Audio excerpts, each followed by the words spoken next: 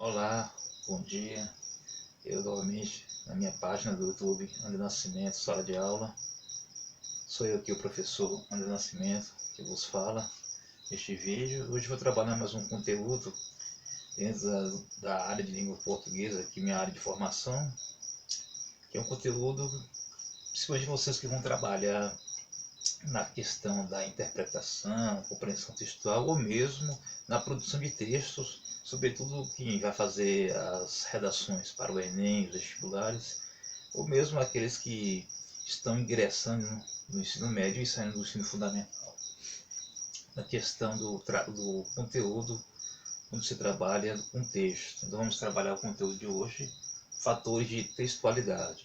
São 7 fatores. Esses fatores são elementos do conteúdo da disciplina de língua portuguesa no tocante a você definir o que é um texto.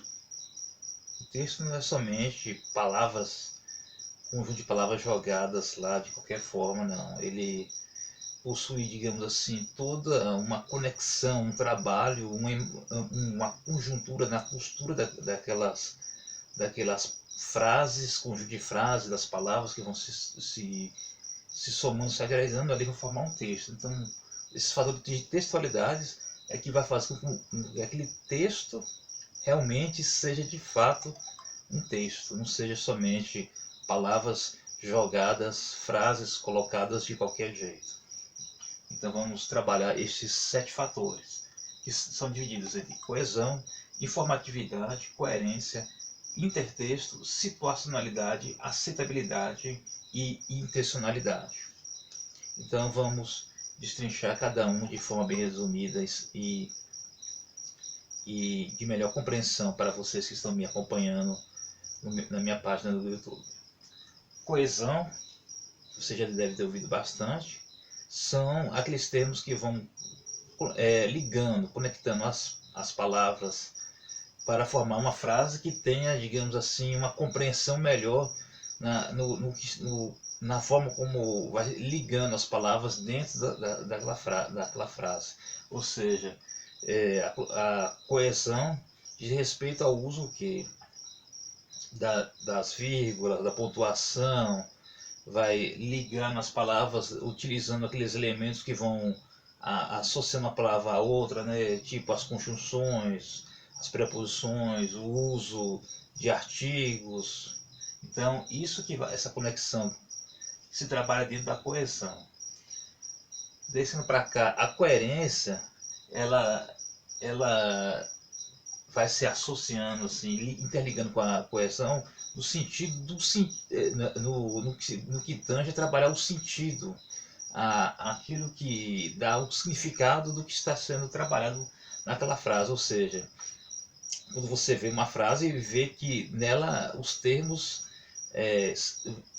ao se associar, eles não estão, digamos assim, sofrendo contradições, não estão sem sentido, sem pé e cabeça. É muito comum em vários textos, principalmente de redação, a pessoa começar uma ideia e mais na frente a ideia não está concordando com o que foi anunciado antes. Então é bom prestar atenção em vários textos para você ver se não tem nada que esteja contraditório, que esteja fugindo, que esteja incoerente. E todos os textos, de fato, têm esses dois elementos, de coesão e coerência. Informatividade já é aquele conjunto de dados, como o próprio nome diz, né, de informações que vão sendo levadas ao leitor, que vai compreendendo assim, e vai agregando no seu cabedal de conhecimentos, né, na sua bagagem, acúmulo de conhecimentos dentro das informações que é passada neste texto. Então a formatividade, independente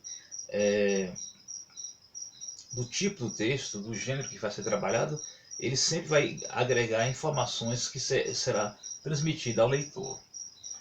O intertexto se dá na questão de que todos os textos eles dialogam com outros textos. Ou seja, existem textos que foram feitos a partir de outros já existentes. O que significa que não existe um texto que seja, digamos assim, 100% original. Ele é uma derivação de um outro texto, é um pensamento que gerou outros pensamentos. Então é um diálogo de um texto com um outro texto mais antigo. Então vai assim criando novos textos. Então por isso que tem essa expressão intertexto, intertextualidade, ou seja, é um texto que se originou de outros, que foi recebendo assim toda uma gama de informações, de experiências para assim agregar este novo texto. Situacionalidade diz respeito a quando o texto ele implica uma situação que naquele dado momento está sendo vivenciada. É o que nós entendemos pelo contexto, aquilo que está acontecendo é, na realidade de quem escreve, de quem lê. Então aquele texto então, ele tem uma situacionalidade, tem um momento de uma situação. Ele se baseia em um acontecimento fora do texto, que vai assim originar então uma informação que vai agregar novos conhecimentos e vai situar então no leitor, com base no que foi feito por quem está escrevendo, uma situação que foi vivenciada ou que está se vivenciando ou então poderá vivenciar mais à frente. Já a aceitabilidade diz respeito quando o texto é passado ao leitor, é como o leitor vai se deparar, se reagir àquele texto. Como ele vai, digamos, reagir diante do que lhe foi exposto. E o contrário disso seria a intencionalidade, que diz respeito a quem? A pessoa que escreveu o texto.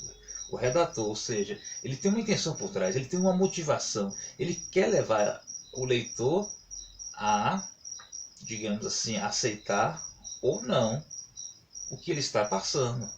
Ou seja, ele pode estar passando informação, pode estar querendo convencer, pode estar querendo ou assustar, amedrontar, ou encorajar. Ele tem uma intenção.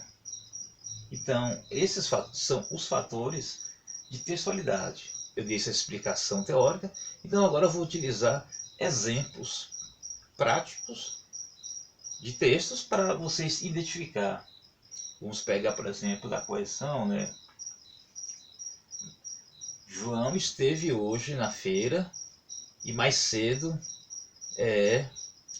esteve em minha casa. João esteve hoje na feira e ele ligou a conexão e mais cedo esteve na feira.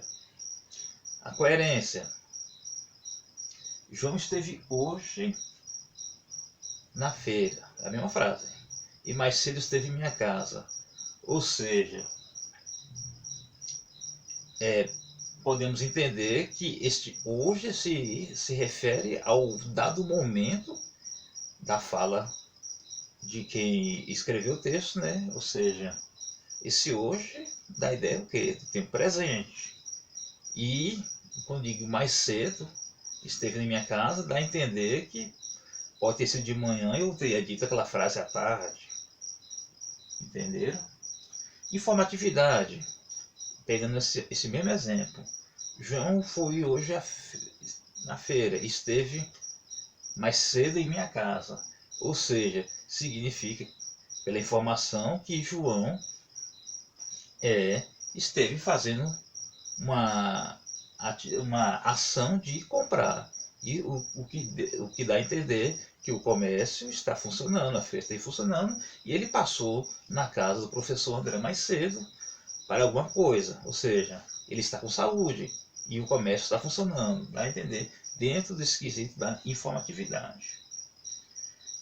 Já a questão do intertexto, pegando este mesmo exemplo que eu coloquei da frase, que eu coloquei, João foi hoje à feira e esteve hoje mais cedo em minha casa, dá a entender que ele esteja repetindo uma prática que é muito comum, né, que muitas pessoas gostam de fazer, né, de antes de ir à feira ir visitar um amigo e por aí vai. Exemplos, vou dar um outro exemplo, no intertexto, aquela poesia, tem um trecho de uma música da banda Legião Urbana, que fala que ele utiliza o trecho lá de Camões, que é amor fogo que há de se ver, doce de não se doer, e nessa música ele utiliza um trecho do versículo bíblico lá de 1 Coríntios 13:1, que fala sobre o amor. Quem gosta de música de rock deve se lembrar dessa música. Então isso é um intertexto. Casou as duas músicas, as duas frases, né, que pegou de Camões do texto bíblico na composição da música de Legião Urbana. Então isso é um intertexto para fazer aquela composição casando com outros textos. A situacionalidade, né? Vou usar o primeiro exemplo, né? Que foi essa situação mostra que quando eu falei que João foi hoje na feira e teve mais da minha casa, significa que ele está numa situação que demonstra que há condições para que João possa ir na feira fazer suas compras e possa me visitar, ou seja, não tem nada que o impeça. E se formos pegar no contexto que vivemos da pandemia, significa que de uma certa forma não houve nenhum prejuízo e que ele pôde, digamos, ir na feira que começa a continuar aberto, ele foi na minha casa, mas não significa que talvez tenha adentrado na casa, tenha conversado na porta e por aí vai. Já a aceitabilidade, vamos pegar outros exemplos para trabalhar com aceitabilidade e intencionalidade, né? Aquelas famosas propagandas, né? Aqueles slogans de propaganda que nós conhecemos, né? Que vocês já ouvem bastante. Eles têm uma proposta, né, de tentar vender e cabe agora ao cliente, a pessoa que está lendo lá, aceitar ou não aquela proposta ou pensar em fazer uma compra e seguir as sugestões do que estão naquelas publicidades comerciais que nós ouvimos e lemos textos até mesmo daqueles folhetos que nós recebemos nas casas ou o que está escrito nos outdoors. Lembrando que o texto não precisa ser grande, longo, pode ser uma frase, duas frases. Tudo é uma questão de seguir todos esses fatores de textualidades que nós bem conhecemos. Então, estude, pesquise em outras fontes seguras que eu sempre recomendo nas minhas páginas, a exemplo do Educa Mais Brasil, InfoEscola, UOL Educação e também outras que tiver os canais e páginas que são seguras para pesquisar sobre esses conteúdos e também revisar a minha videoaula. Então participe da minha página, curta, comente, compartilhe, interaja. Deus nos abençoe. Tenham todos um bom dia. Forte abraço.